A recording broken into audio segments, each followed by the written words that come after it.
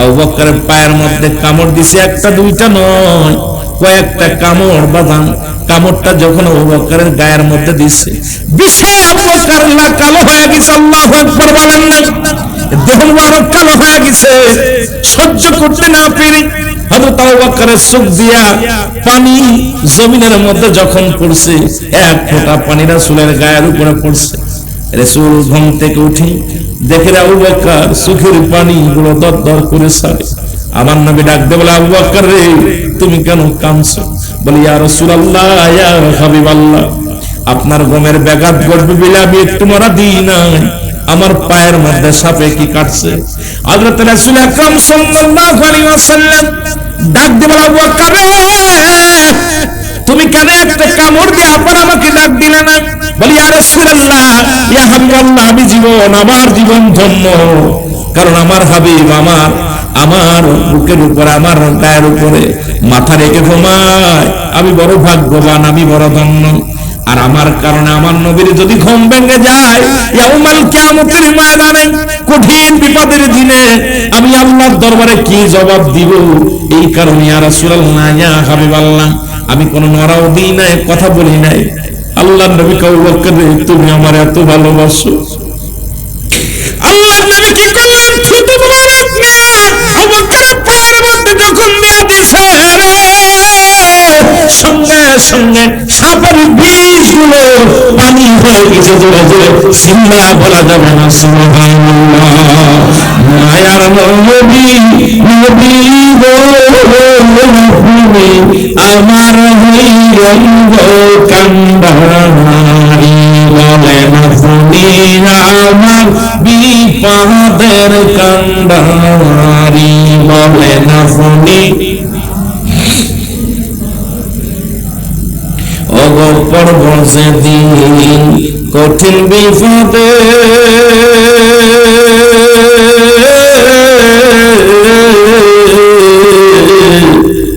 নবী বিনে খেয়ার আমারে তরাইবে।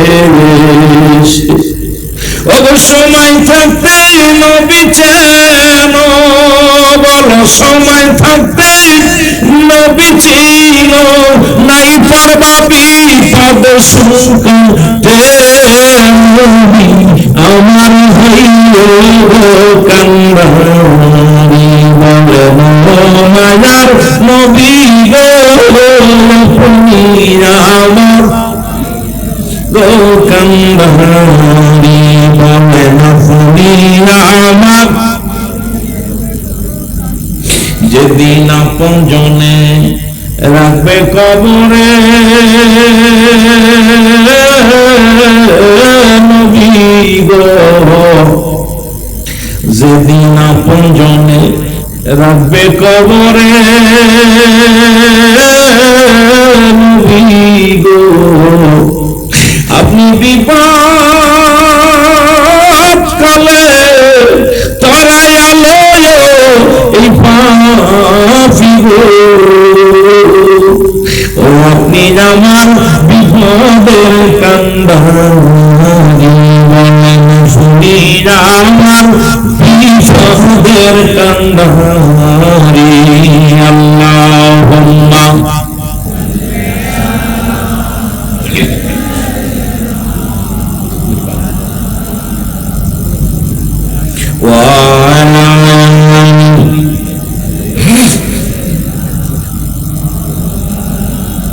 এ দুনিয়ার মুসলমান শুধু তাই নয়, খানজান আলী সাহেবের কথা শুনেছেন। খানজান আলী ভালোবাসতো কুমিরকে। কুমিরকে ভালোবাসার কারণে তার মর্যাদা বাড়ছে না কমছে? জোরে বলেন, বাড়ছে না কমছে? আপনারা যারা খানজানির মাজারে গেছেন, ধলা পাহাড় কালা পাহাড় নামে দুইটা কুমির ছিল। এখন সে দুইটা মারা গেছে, তাদেরকে কবর দেয়া হয়েছে, দাফন করা হয়েছে। এখনো যে কুমিরগুলো আছে, আপনারা যারা যান, ওখানে খাসি জবাই করা আছে, মুরগিগুলো জবাই করা আছে। শুধু খানজান আলীর পক্ষে থাকার কারণে কুমিরগুলো পানির মধ্যে ভরে আর আমরা খানা নিয়ে দিই। খানাগুলো মজা মেরে খায়। যেখানে এক কেজি খাসির গোস্তের দাম প্রায় 1000 টাকা, এত দামি গোস্ত বৈশা শুয়া শুয়া কুমির গুলো মজা মেরে খায়, কারণ খানজান আলী কুমিরের পক্ষে থাকার কারণে খানজান আলী ওই কুমিরের মর্যাদা বাড়ছে। আমার ভাইরা, আমার বন্ধুরা, শুধু তাই নাই, কোথায় বাইজিদ বুস্তামি, যেখানে আপনার নাম শুনেছেন, এখানে আমি দেখেছি কচ্ছপ আছে পানির ভিতরে, বড় বড় কচ্ছপ গুলো, এদের মর্যাদাও বাড়ছে। কিসের জন্য? উনিও ভালোবাসে গেছেন, কচ্ছপ গুলো ভালোবেসে গেছে। ভালোবাসার কারণে আজও পর্যন্ত এই কচ্ছপ গুলোকে মানুষ ভালোবাসে, ওই গজার মাছকে ভালোবাসে, কুমির গুলোকে ভালোবাসে, কবুতর গুলোকে ভালোবাসে। শাহজালাল আমিনীর দরবারে অসংখ্য কবুতর, জালালি কবুতর আছে, হাজার হাজার মন টন টন গমগুলো ছাড়া দেওয়া হয়। শুধু শাহজালালের পক্ষে থাকার কারণে কবুতরের মর্যাদা বাড়ছে। এই দুনিয়ার মধ্যে আমরা যদি আল্লাহ ওলিদের পক্ষে থাকি, আমার বিশ্বাস আমাদের মর্যাদা বাড়বে। এই জন্য কেবলা জানুজুর বললেন, বাবা দুইটা জাতা যখন আপনারা ডাল বাংলা দুইটা জাতা দেখবেন, কয়টা পাট থাকে? জাতা চেনেন? জাতা যেটা দিয়ে দাগের কালের যুগের মানুষ ডাল গুঁড়া করতে ডাল বানাইতো। দুইটা পাট থাকে, একটা পাট থাকে নিচে, একটা পাট থাকে উপরে। এর মধ্যে যখন কলইগুলো দেয়া হয়, মাঝখানে একটা গুজা দিয়ে খুঁটা দিয়া জোরে জোরে ঘুরলি মারা হয়। ওই গুজার মাঝখানে যে ডাউল গুলো পড়ে, এটা কোনোদিন গুঁড়া হয় না। এটা কি থাকে? বাদান আলাম থাকে, এটা আস্ত থাকে। তদ্রূপ সারা পৃথিবীর মানুষগুলো শুনে নাও, যারা ওলি আল্লাহদের কদমের মধ্যে থাকবে, সমস্ত বিপদ থেকে, তদ্রূপ সমস্ত গজব থেকে আল্লাহ তাদেরকে এরকম রক্ষা করবে। জোরে জোরে আল্লাহু আকবার। এই গাউসুল আজম ফরিদ ভূমি, গাউসুল আজম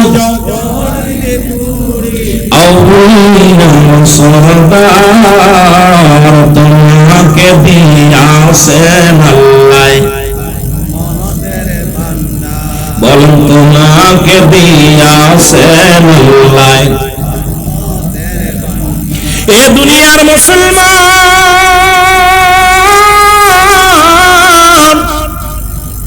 যুগশ্রেষ্ঠ কামেল আমার খাদা বাবা শ্রীডাল্লামা ফরিদপুরি, যার গুণগান গিয়ে শেষ করা যাবে না। আমি এই জন্য নবী দিয়া, ওলি দিয়া, গাউস কুতুব দিয়া কথা বলতে বলতে আমার পীরের সম্মানে যাব, তবে একটু সময়। যার গুণগান এক দেওয়া লাগে না, ইস্কনের মাল আর বলা লাগে না, এই মাল কিনা লাগবে। বাংলার কোথাও ওয়াজ করতে আসেন নাই, কিন্তু আজকে এত পরিমাণ জাকের বাড়ছে, ঠিক কি নেই? কত বল, এত পরিমাণ জাকের, এত পরিমাণ প্রসারিত। একটা বট গাছের বীজ, সামান্য একটা ছোট্ট বীজ, এর মধ্যে যে এত বড় একটা গাছ লুকা আছে কেউ বলতে পারি না। একটা আমের বীজ থেকে বিশাল একটা আম গাছ হয়, একটা কাঁঠালের বীজ থেকে বড় বিশাল একটা গাছ হয়। তদ্রূপ বিশ্বলি খাদা বসিদ আল্লাহ ফরিদপুরি রাসূলুল্লাহর প্রেমের রশি নিয়া, রাসূলুল্লাহর মহব্বত নিয়া তসির জমিনে আসলেন। এখান থেকে ইসলামের প্রসারিত, বিজয় প্রসারিত এমন ভাবে বিস্তার লাভ করেছে, ওটা বিশ্ববাসী পাগল বানিয়েছে। গাউসুল আজম ফরিদ ভূমি, গাউসুল আজম খাজা বাবা, তুমি আউলিয়ার সরদার, তোমাকে দিয়াছেন আল্লাহ রহমত। আর জোরে বলেন, তোমাকে দিয়াছেন আল্লাহ। বাবা চট্টগ্রাম বিভাগের আশেপাশে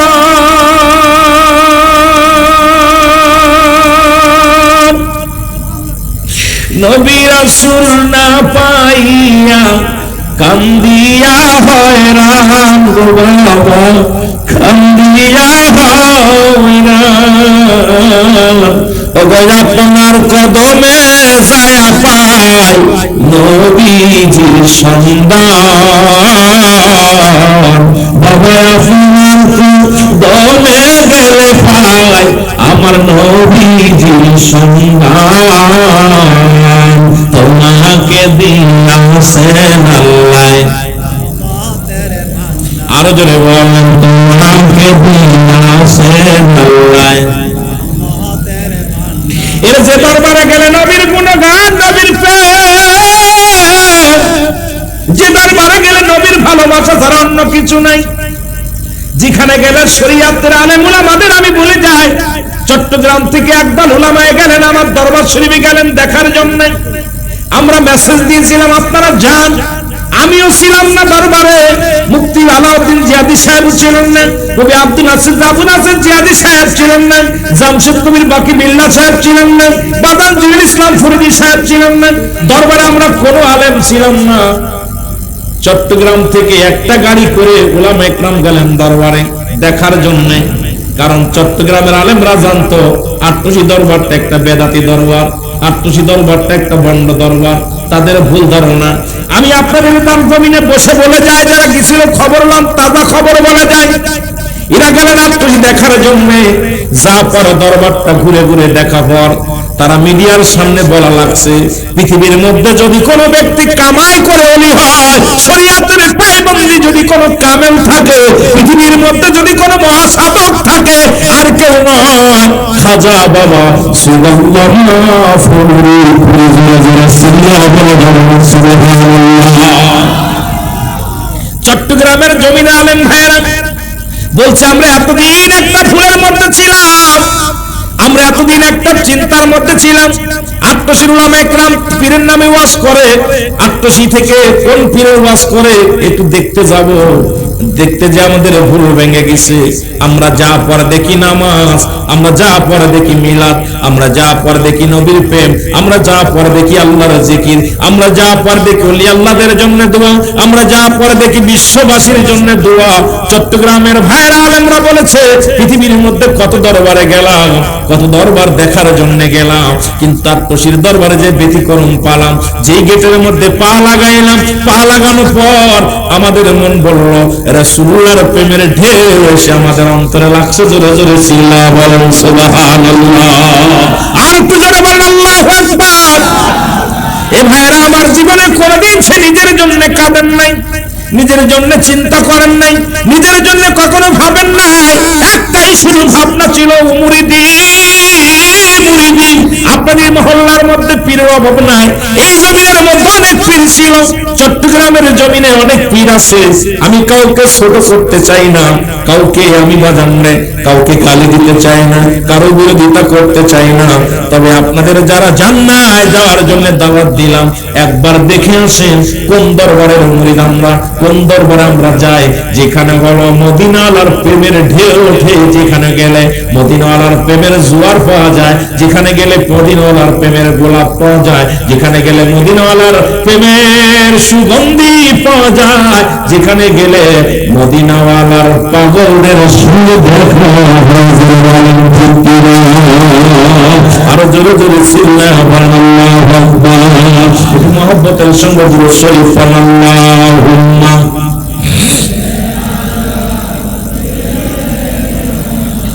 মাওলানা মুহাম্মদ ও তোমরা দেখছো নিয়ে একবার দেখলে মনে হতো দেখি বারে বার, দেখলে মনে হতো। একটু মহব্বতে বলেন, তোমরা দেখছো নিয়ে একবার দেখলে মনে হতো দেখি বারে বার।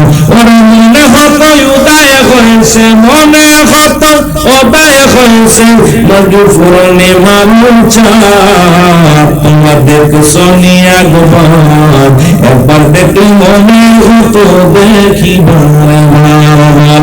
একবার দেখলে মনে হতো।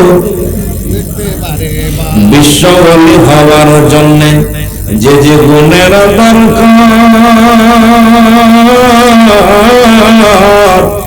সেই সেই গুণ দিছে আল্লাহ আমার বাবাজির ভিতর।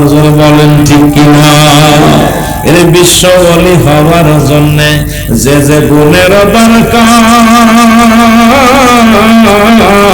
সেই সেই গুণ দিছে আল্লাহ আমার বাবাজির ভিতর। তোমরা দেখছো নিয়ে একবার দেখলে মনে হতো দেখি বারে বার। আর বলেন একবার দেখলে মনে। এ দুনিয়ার মুসলমান, এমন একজন মহাকামেল, এমন একজন মহাসাধক পাইলাম, এমন একজন মহাকামেল, এমন একজন মহাসাধক পাইলাম এই জমিনের উপরে, আসমানের নিচে, যিনি জীবনে নিজের চিন্তা করেন নাই, যিনি নিজের জীবনে নিজের ভাবনা পাবেন নাই, নিজের জীবনে কোনোদিন পেটটি ভরে খানা খায় না, জীবনে কোনোদিন আরামে ঘুমায় নাই, আরামে নিদ্রায় ঘুমায় নাই। একটা কথা আমার মনে পড়ে গেল, কেবলাজান হুজুর বড় অসুস্থ হয়ে গেলেন, প্রচন্ড অসুস্থ, গায়ে বল নাই। ভাইজান ময়দানে বড় টেনশনের মধ্যে পড়ে গেলেন, জাকের আন্ডাও বড় টেনশনের মধ্যে পড়ে গেলেন। কেবলাজান বড় অসুস্থ হয়ে রইলেন। ডাক্তার আনা হলো, ডাক্তার দেখানো হলো, ডাক্তার আসলেন, এসে কেবলাজান হুজুর অনেক পরীক্ষা নিরীক্ষা করলেন। পরীক্ষা নিরীক্ষা করে দেখে কেবলাজান হুজুরের গায়ের মধ্যে কোনো রোগ নাই, একটা রোগ ধরা পড়েন নাই। ভাইজান মহোদয় বললেন, ডাক্তার সাহেব, হুজুর এত ক্লান্ত, উঠতে পারে না, কথা বলতে পারে না, চলতে পারে না। গায়ের মধ্যে যদি রোগ না থাকবে, দেহের মধ্যে যদি রোগ না থাকবে, তাহলে কি হয়েছে বলেন? ডাক্তার বলেন, আপনার আব্বা জানেন, আপনার আব্বা হুজুরের কোন রোগ নাই, তবে একটা রোগ আছে, উনি না খাইতে খাইতে সোনার দেহখানা কঙ্কাল করে ফেলেছে। ডাক্তার সাহেব বলেন, হুজুর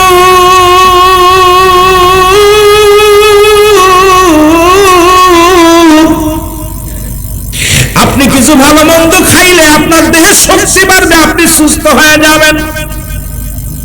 আপনি না খাইতে খাইতে আপনার দেহখানা কঙ্কাল করে ফেলেছে। আমি নিজে দেখেছি, কেবলাজান হুজুর জীবন দশায় পুরো দেহখানা এত কঙ্কাল, হাড্ডিগুলো শুকায় গিয়েছিল, গায়ের বস্তুগুলো শুকানো। ডাকতে বলে, আমার আল্লাহ, তুমি আমারে পাঠাইছো এই দুনিয়ার মধ্যে খাওয়ার জন্য নয়, পড়ার জন্য নয়, আমাকে একটা মিশন দিয়ে পাঠাইছো। সেই মিশনটা হলো দয়াল নবী উম্মতের দাওয়াত, সত্যের দাওয়াত দেওয়ার জন্য। আমার আল্লাহ, আমার ভাইরা, আমার বন্ধুরা, আমার ডাক্তার সাহেব যখন বললেন ওনাকে মুরগি, দেশি মুরগি এবং ভালো মন্দ খাওয়াইতে হবে, দেশি মাছ, দেশি মুরগি, ডিম গুলো খাওয়াইতে হবে, সুস্বাদু খাবার খাওয়াইতে হবে। কেবলাজান হুজুর বললেন, বাবা আমার কোন রোগ নাই, ঠিকই বলছে, আমারও তো মন চাই খাইতে, আমারও তো মন চাই খাইতে, কিন্তু অন্যান্য পীরেরা তার মুরিদের বাড়ি দাওয়াত নিয়ে কুরমা পলোয়া খায়, আর আমার মুরিদের ওই দুঃখে সুখের নালিশ আল্লাহর দরবারে পৌঁছায় দিতে দিবানিশি বসে বসে কান্দি, আল্লাহ আমার মুরিদের পণ্যে খাবার নাই, মুরিদের পেটে খাবার নাই, মুরিদের পণ্যে কাপড় নাই, আমার মুরিদ অসহায়, মুরিদের জায়গা নাই, জমি নাই, আল্লাহ আমার মুরিদেরকে তুমি রক্ষা করো।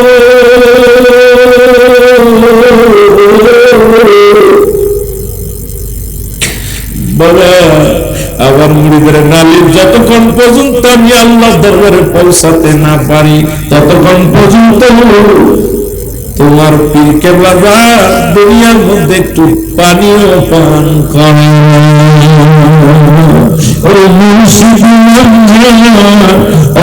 অন্তরে ভরা তার ভরা কি যাই রে মারা, আমার বাজারের নাম জানার অন্তরে ভরা। বাবা, অনেক ওলামা কেরাম আছে কোরআন হাদিস থেকে আলোচনা করবে, আমি আজকের আলোচনা আমি আমার পীরের সনে টান দিছি, কারণ পীর কেবলাজানকে হারায়া নিজেকে ধৈর্য করতে পারি না, কষ্ট হয়। এত বড় জার্নি করে এসে কেবলাজান হুজুরের কথা শুনলে ওই মাদ্রাসা থেকে ফারেক হয়েছি, কেবলাজানকে নিজের চোখে দেখেছি, যাকে দেখা পর দুনিয়ার সব দুঃখ ভুলে যেতাম, যাকে দেখা পর ক্ষুধা নিবারণ হয়ে যেত। আমরা যখন ছাত্র ছিলাম, লেখাপড়ার মাধ্যমে লেখাপড়া করেছি, আবার দূর দেশে হুজুর পাকে দেখেছি, চেহারার মধ্যে তাকাইলে পৃথিবীর আলো আমাদের কাছে মূলত হার মারছে, জোরে বলেন ঠিক কিনা? এই জন্য আমি শুরুতে বলছিলাম যে যারা দেখেছেন আমার জাকের ভাইরা, এত কষ্ট করে জেলা থেকে আসছেন, আজকে আমি আপনাদের কোন আলোচনার মধ্যে ডুব দিব না, আমার পীরের কিছু সম্মানের মধ্যে আমি ডুব দিয়ে আলোচনা শেষ করব। আমার সাথে বলেন, মুর্শিদ জানার অন্তরে ভরা, তার ভরা কি যায় রে মুর্শিদ নাম জানার অন্তরে ভরা, তার ভরা কি।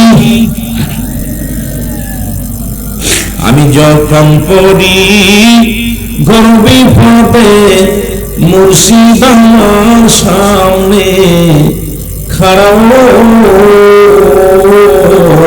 আমি যখন পড়ি গর্বে পড়ে মুর্শিদ আমার সামনে খাড়াও, ওসে পার করবে না ধনী মানি রে, পার হবে বাজানের ভক্ত যারা, মুর্শিদ নাম যার অন্তরে ভরা, তার ভরা কি যায় রে বাজানের নাম যার অন্তরে ভরা, তার ভরা কি যায় রে ওপারেতে চৈতন্য মুর্শিদ নাম ছিল মহা মন্তরে, ওসে পার করবে না ধনী গানি রে, ওসে পার করবে না ধনী মানি রে, পার হবে বাজানের ভক্ত যারা, মুর্শিদ নাম যার অন্তরে ভরা, তার ভরা কি যায় রে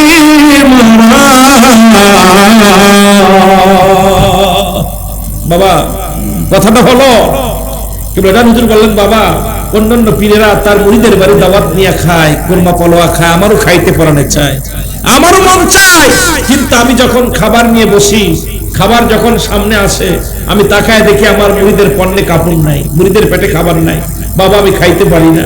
আমার মুরিদার নালিশ শুনতে শুনতে আমার সোনার দেহখানা কঙ্কাল করে ফেলেছি। যারা বলেন আল্লাহু আকবার। আমার ভাইরা, আমার বন্ধুরা, আমার কে বা কার জন্য কান্দে, এই দুনিয়া একজন কেঁদে গেছে রাহমাতুল আলামিন, কেমন ভাবে উম্মতকে ভালোবাসতেন। হযরত আনাস বলে, আমি দেখলাম আমার নবী রাস্তা দিয়ে চলে, ক্ষুধার যন্ত্রণায় হাঁটতে পারে না, হেলে দুলে পড়ে যায়, একবার ডান দিকে হেলে যায়, আবার বাম দিকে হেলে যায়, কারণ আমার নবীজি ক্ষুধার যন্ত্রণায় পেটে পাথর বাঁধছে। নবী আমার, যিনি যে নবীর আমরা ভালোবাসি, যে নবীর অভাব ছিল না, তিনি রাহমাতুল আলামিন, যিনি কুল কায়নাতের রহমত, যিনি গোটা বিশ্বের রহমত, যিনি ছিলেন বাদশার বাদশা, যিনি ছিলেন তামাম পৃথিবীর বাদশা, তারপরেও নিজে জীবনে পেটটি ভরে খানা খান না, জীবন উম্মতের মায়া, জীবনে কোনদিন ঘুমায় নাই। হযরত আনাস বলেন, আমি দেখি আমার হুজুর রাস্তা দিয়ে হেঁটে যায়, গায়ে বল নাই, হাঁটতে পারে না, কারণ পেটের ভিতরে পাথর বাঁধা অবস্থায় হাঁটছে। নবী ক্ষুধার যন্ত্রণা কেউ টের পেতে দেন নাই কাউকে, কারণ নবী আমার উম্মতদের এত ভালোবাসে, উম্মতকে এত ভালোবেসে নিজেকে বিলিয়ে দিছে, নিজের জীবনটাকে বিলিয়ে দিছে, শুধু উম্মতকে ভালোবেসে উম্মতি উম্মতি করে। আমরা জীবন দশায় দেখেছি আমার পীর কেবলা টাকার অভাব ছিল না, বাড়ির অভাব ছিল না। আপনাদের চট্টগ্রাম থেকে কত টাকা, কত গরু, কত টাকা পয়সা দিছেন, কত খাবার রং বেরঙের খাবার নিয়ে গেছেন। যেমন আমাদের চিটাগাঙ্গের এক জাকির ভাই চাকরি পাইলেন, উনি চাকরি করেন কিংবা যান হুজুরের জন্য। বাবা মনে রাখবেন, কোথায় আলোচনা রাখলাম, একটা কি কিনলেন, কমলা কিনলেন, কমলাটা কিনে বাড়ি গেলেন, বাড়ি নিয়ে মাকে বলতেছে, মা গো আমি যাবো আট্টশির দরবারে, আমি নিয়ত করেছিলাম আট্টশিরে যখন যাব কেবলা যান হুজুরের প্রথম মাসের বেতন দিয়া আমার হুজুরের জন্য কিছু ফল আমি কিনে নিয়ে যাব। এই চট্টগ্রাম চিটাগাঙ্গে চাকরি করতাম আমার জাকের ভাই, এখান থেকে কি করলেন, বাড়ি গেলেন, মা জননী যখন কাপড় গোছায় দিতে গেলেন ব্যাগের মধ্যে, এবার ব্যাগের মধ্যে দেখে বড় একটা কমলা। কমলাটা দেখিয়া মা মনে করছে সন্তান বুঝি আমার জন্য আনছে। কমলাটা নিয়ে বলে, বাজান এত সুন্দর কমলা তুমি আমার জন্য আনছো? মা খবরদার খবরদার, কমলাটা তুমি ধরবা না, কারণ ওই কমলাটা আনছি বিশ্বলি খাজা বাবা সিদাল্লামা ফরিদপুরের জন্য। আত্মসিদ্ধ দরবারে নিয়ে গেলেন। কিবলাদান হুজুর দুনিয়ার মানুষ শুনে নাও, কিবলাদান হুজুর রোজার মধ্যে বসে আছে, কমলা নিয়ে দিলেন। হুজুর আপনার জন্য আমি কমলা আনছি। হুজুর কমলা রাতের মধ্যে নিয়ে বললেন, বাবা এত সুন্দর কমলা? জি হুজুর, এটা চিটাগাঙ্গের কমলা, অনেক বড় কমলা, কারণ এই মহল্লার মধ্যে বড় বড় কমলা পাওয়া যায়। এই কমলা আপনার জন্য আনছি হুজুর, এটা লন। হুজুর যখন নিয়ে গেছে হুজুরের কাছে, হুজুর চিন্তা করে যেহেতু মুরিদ বড় আশা করে আনছে, হাত থেকে নিয়ে আপনি কি করলেন?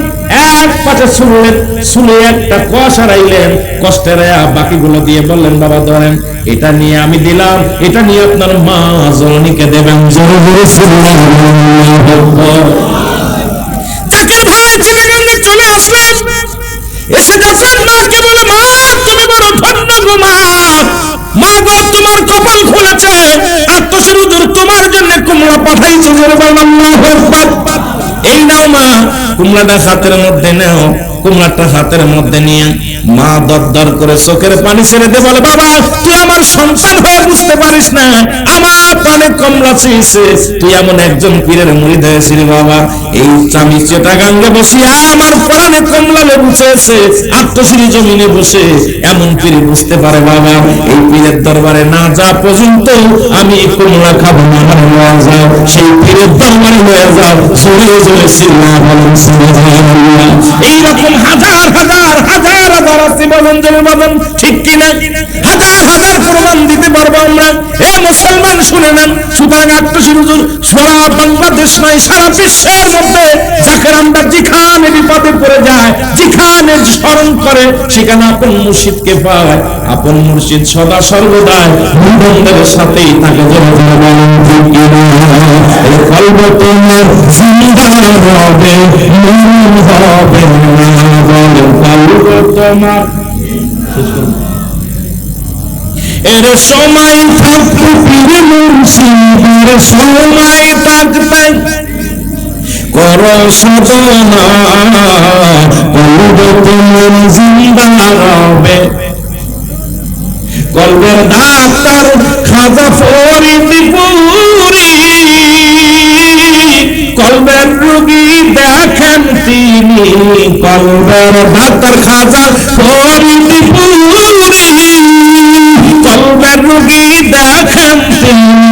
ওরে মরা কলব জিন্দা করে বাবা, মরা কলব আঙ্গুলের সোনায়, কলব তোমার জিন্দা হবে, মরণ হবে না। ওর সময় থাকতে পীর মুর্শিদের, সময় থাকতে পীর মুর্শিদের করো সাধনা, কলব তোমার মরণ হবে না, বলো কলব তোমার জিন্দা হবে, মরণ হবে। আমার ভাইরা কিবলাদান হুজুর ঠিক এইরকম দেখা গেল ডাক্তার কোনদিন রোগ খুঁজে পান নাই, তার গায়ে কোনো রোগ ছিল না, শুধু আপনাদের ভালোবাসায় নিজে না খেয়ে কঙ্কাল হয়ে গেছে, শুধু ভালোবাসতে যায়। আর বলতেন, আল্লাহ আমার মুরিদের তুমি দেখো, আল্লাহ আমার মুরিদের গুনাহ মাফ করে দাও, আমার মুরিদের মাফ করে দাও, আমার মুরিদের তুমি সাহায্য করো, আমার মুরিদের পেটে খোদা, আমার মুরিদের পণ্যে কাপড় নাই, আমার মুরিদের ঘর নাই, আমার মুরিদের বাড়ি নাই, আমার মুরিদের জায়গা নাই, আমার মুরিদের জমি নাই, আমার মুরিদের সন্তান নাই, আমার মুরিদের সমস্ত বিপদ থেকে উদ্ধার করো। এটার জন্যই কিবলাদান হুজুর সারা জীবন কেটে উদ্ধার বলেন ঠিক কিনা? সুতরাং ভাইরা, অনেক লম্বা আলোচনা ছিল, কিবলাদানের জীবন নিয়ে আলোচনা করতে গেলে রাতকে রাত কেটে যাবে।